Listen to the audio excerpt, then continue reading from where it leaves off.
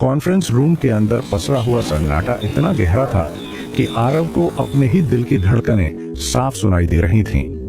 बाहर पूरी कंपनी उसके नए मालिक होने के जश्न में डूबी थी। लोग उसके सामने सिर झुका रहे थे, लेकिन इस बंद कमरे में आहाना की आंखों की कड़वाहट और उसकी कलाई पर चमकता हुआ वह अजीब डरावना टैटू उसे किसी गहरी खाई की तरफ धकेल रहा था।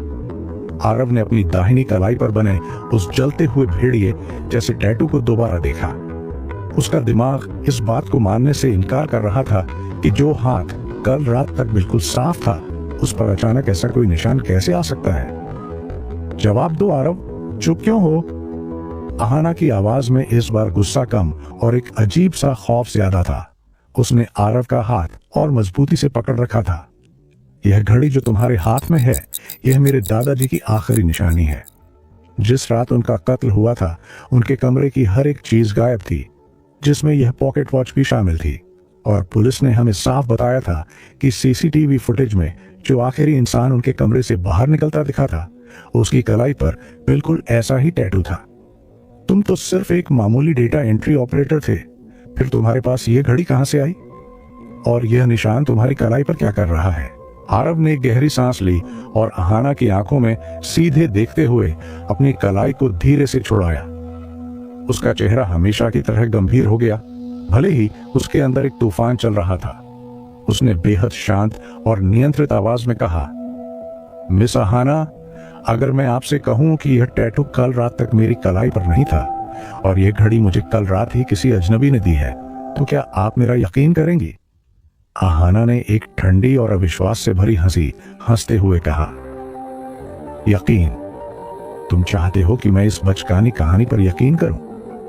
कोई अजनबी रात के अंधेरे में आता है, तुम्हें करोड़ों की गाड़ी सौंपता है, तुम्हें एक ऐसे साम्राज्य का वारिस बताता है जिसका नाम तुमने पहले कभी नहीं सुना, और जाते जाते तुम्हारे हाथ पर एक मर्डरर का टैटू भी बना जाता है। आरव, मुझे बेवकूफ समझना बंद करो। तुम कोई सीधे साधे लड़के नहीं हो। तुमने बहुत सोच समझकर मेरी कंपनी को निशाना बनाया है। आरव ने पॉकेट वॉच को अपनी जेब में रखा और कमरे की बड़ी कांच वाली खिड़की की तरफ बढ़ गया, जहां से दिल्ली की ऊंची इमारतें साफ दिख रही थीं। उसने बाहर देखते हुए कहा, मुझे पता था कि आप यकीन नहीं करेंगे, लेकिन सच यही है। कल रात जब आपने मुझे नौकरी से निकाला, तब मेरी माँ अस्पताल में जिंदगी और मौत के बीच झूल रही थी। मेरे पास उनकी दवाइयों के लिए 50 रुपये भी नहीं थे। मैं सड़क पर हार मान चुका था। तभी एक रोल्स रॉयस मेरे सामने आकर रुकी। उसमें से एक बुजुर्ग सज्जन उतरे, जिन्होंने खुद को सिंघानिया ग्रुप का वफादार बताया। उन्होंने मुझे बताया कि मेरा असली नाम आरव सिंघानिया है और 22 साल पहले मेरे माता पिता की हत्या के बाद मुझे छुपा दिया गया था। उन्होंने ही मुझे यह घड़ी और 10,000 करोड़ का ब्लैक कार्ड दिया। आहाना ने उसके पीछे आते हुए उसकी पीठ पर अपनी नजरें गड़ा दी। वह आरव के चेहरे के हाव भाव को पढ़ रही थी।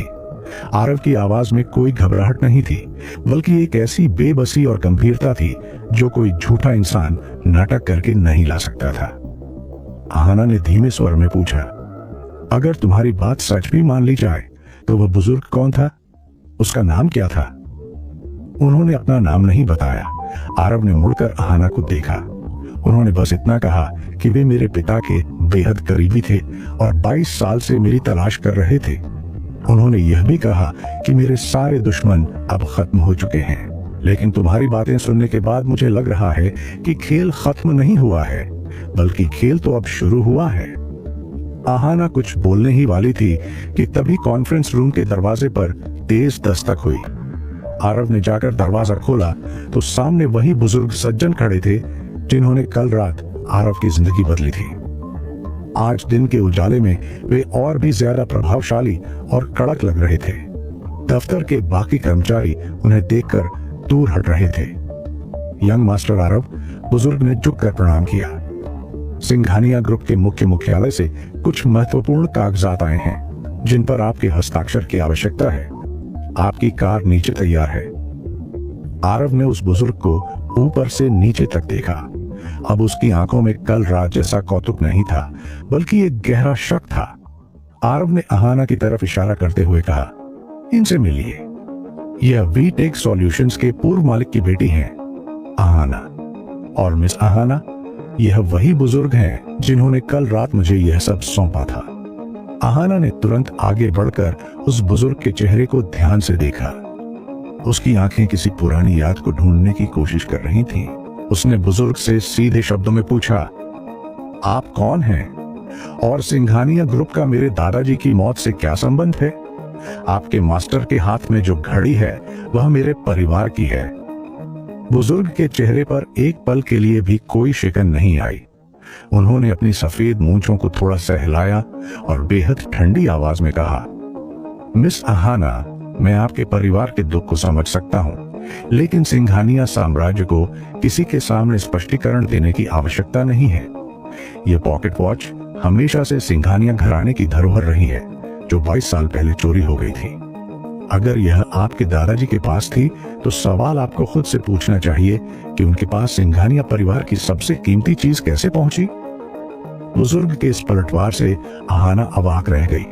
वह कुछ और कहती, इससे पहले ही बुजुर्ग ने आरव की तरफ देखा और कहा, मास्टर, हमारे पास समय कम है।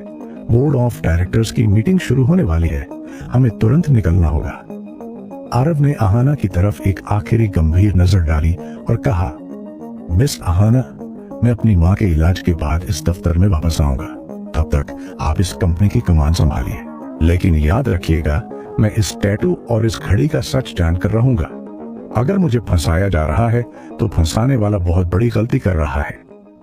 आरव बुजुर्ग के साथ दफ्तर से बाहर निकल गया। नीचे गाड़ियों का एक लंबा काफिला उसका इंतजार कर रहा था। जैसे ही आरव रोल्स रॉयस की पिछली सीट पर बैठा, उसने बुजुर्ग से पहला सवाल पूछा, अब समय आ गया है कि आप मुझे अपना नाम बताएं और यह भी बताएं कि मेरी कलाई पर यह निशान कल रात कैसे आया। बुजुर्ग ने गाड़ी को आगे बढ़ाने का इशारा किया और खुद आरव के बगल वाली सीट पर बैठ गए। उन्होंने अपनी जेब से एक रेशमी रुमाल निकाला और अपनी उंगलियों को साफ करते हुए कहा, मास्टर, मेरा नाम विक्रम है। मैं आपके पिता का मुख्य अंगरक्षक और सलाहकार था। जहां तक इस टैटू का सवाल है, यह कोई साधारण स्याही का निशान नहीं है। यह सिंघानिया वंश के खून की एक प्राचीन पहचान है। जब सिंघानिया परिवार का कोई कानूनी वारिस अपनी उम्र के 23वें साल में कदम रखता है और उसके हाथ में वह प्राचीन पॉकेट वॉच आती है, तो उसके शरीर के अंदर सोया हुआ पारिवारिक खून इस टैटू के रूप में बाहर आ जाता है। आरव ने अपनी कलाई को छूकर देखा। वह निशान त्वचा के अंदर से उभरता हुआ महसूस हो रहा था, जैसे वह उसकी हड्डियों का ही एक हिस्सा हो। उसने विक्रम की बात को काटते हुए कहा, लेकिन आहाना का कहना है कि यह टैटू उसके दादाजी के कातिल के हाथ पर था। इसका क्या मतलब है? क्या मेरे पिता ने या तुमने उनके दादाजी की हत्या की थी? विक्रम की आंखों में एक पल के लिए एक खौफनाक चमक उठी, लेकिन उन्होंने तुरंत खुद पर काबू पा लिया। उन्होंने कहा, मिस आहाना के दादाजी देवराज चड्ढा कोई सीधे इंसान नहीं थे। 22 साल पहले जब आपके माता पिता की कार को ब्लास्ट करके उड़ाया गया था, तब उस साजिश के पीछे जो 3 मुख्य लोग थे, उनमें से एक देवराज चड्ढा भी थे। उन्होंने आपके पिता की पीठ में छुरा घोंपा था और उनके मरने के बाद उनके हाथ से यह घड़ी छीन ली थी। 10 साल पहले उनकी मौत कोई हत्या नहीं थी, बल्कि सिंघानिया साम्राज्य का पहला न्याय था। यह सुनकर आरव के रोंगटे खड़े हो गए। वह जो अब तक खुद को एक साधारण लड़का समझ रहा था, अचानक खुद को एक ऐसे खूनी खेल के बीच पा रहा था जहां न्याय और कत्ल के बीच की रेखा बहुत धुंधली थी। उसने पूछा, अगर देवराज चड्ढा पहला था तो बाकी के 2 लोग कौन हैं? विक्रम ने गाड़ी की खिड़की से बाहर देखते हुए बेहद भारी आवाज में कहा, दूसरा इंसान इस वक्त देश का सबसे बड़ा टेक बिजनेसमैन है, जिसके साथ सिंघानिया ग्रुप की आज शाम को एक बड़ी डील होने वाली है। और तीसरा इंसान, वह कौन है, यह बात सिर्फ आपके पिता जानते थे और उसका राज इस पॉकेट वॉच के अंदर बंद है। गाड़ी दिल्ली के सबसे आलीशान इलाके में स्थित सिंघानिया टावर्स के सामने आकर रुकी। यह 60 मंजिला कांच की गगनचुंबी इमारत सिंघानिया साम्राज्य का दिल थी। जैसे ही आरव गाड़ी से उतरा, सैकड़ों सुरक्षा कर्मियों ने उसे घेर लिया। आरव सीधे लिफ्ट से मुख्य बोर्ड रूम की तरफ बढ़ा। उसके अंदर एक अजीब सी घबराहट थी, लेकिन अपनी मां की खातिर उसने अपने चेहरे पर एक कठोर गंभीरता ओढ़ रखी थी। जैसे ही वह बोर्ड रूम के बड़े दरवाजे के सामने पहुंचा, विक्रम ने उसके कान में धीरे से कहा, मास्टर, अंदर जो इंसान आपका इंतजार कर रहा है वह देवराज चड्ढा से भी ज्यादा शातिर है। उसका नाम दिग्विजय सिंघानिया है। वह आपके पिता का सौतेला भाई है, जिसने 22 साल पहले आपके हक को हड़पने की कोशिश की थी। आज वह आपके सामने झुकने का नाटक करेगा, लेकिन उसकी आंखों से बचकर रहिएगा। आरव ने दरवाजा खोला। अंदर एक लंबी मेज के चारों तरफ महंगे सूट पहने करीब 20 लोग बैठे थे। मेज के सबसे ऊपरी छोर पर एक 50 साल का व्यक्ति बैठा था, जिसके चेहरे पर गहरी झुर्रियां और आंखों में एक चील जैसी तेजी थी। वही दिग्विजय सिंघानिया था। आरव को देखते ही वह अपनी कुर्सी से उठा और उसकी आंखों में नकली आंसू तैरने लगे। आरव, मेरे भाई के बेटे। दिग्विजय आगे बढ़ा और उसने आरव को गले लगाने की कोशिश की, लेकिन आरव 2 कदम पीछे हट गया। उसने बेहद ठंडी और आवाज में कहा, मिस्टर दिग्विजय, मैं यहाँ पारिवारिक रिश्ते निभाने नहीं आया हूँ। मुझे बताया गया है कि कंपनी के मालिकाना हक के कागजात तैयार हैं। मैं सिर्फ साइन करने आया हूँ। दिग्विजय के चेहरे की मुस्कान एक पल के लिए गायब हो गई, लेकिन उसने तुरंत खुद को संभाला। उसने मेज पर रखे कागजात की तरफ इशारा करते हुए कहा, बिल्कुल बिल्कुल, तुम बिल्कुल अपने पिता की तरह बात करते हो। यह लो, इन कागजातों पर हस्ताक्षर करो और अपने साम्राज्य की गद्दी संभालो। आरव मेज के पास गया और उसने पेन उठाया, लेकिन जैसे ही उसने कागजात को पलटना शुरू किया, उसकी नजर एक विशेष क्लॉज पर पड़ी। आरव भले ही एक मामूली डेटा एंट्री ऑपरेटर था, लेकिन फाइलों को पढ़ना और उनकी गलतियों को पकड़ना उसका रोज का काम था। उसकी टाइपिंग और चेकिंग स्पीड का कोई मुकाबला नहीं था। उस क्लॉज में लिखा था, यदि नए चेयरमैन की कलाई पर सिंघानिया वंश का प्रतीक चिन्ह किसी भी आपराधिक गतिविधि में शामिल पाया जाता है, तो साम्राज्य की पूरी संपत्ति स्वचालित रूप से वाइस चेयरमैन दिग्विजय सिंघानिया के नाम हो जाएगी। आरव का पेन वहीं रुक गया। उसने धीरे से अपना सिर उठाया और दिग्विजय की तरफ देखा, जो उसे बहुत ध्यान से देख रहा था।